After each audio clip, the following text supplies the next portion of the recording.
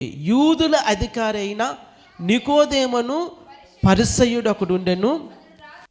అతడు రాత్రి యందు ఆయన యొద్దకు వచ్చి, బోధకుడా, నీవు దేవుని యొద్ద నుండి వచ్చిన బోధకుడు అని మేమెరుగుదుము.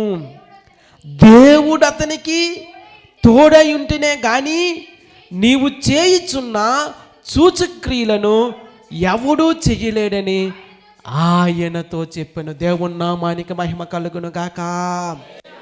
యేసుక్రీస్తు ప్రభువారు గొప్ప సూచక క్రియలతో పరిచర్య చేస్తూ ఉన్నాడు.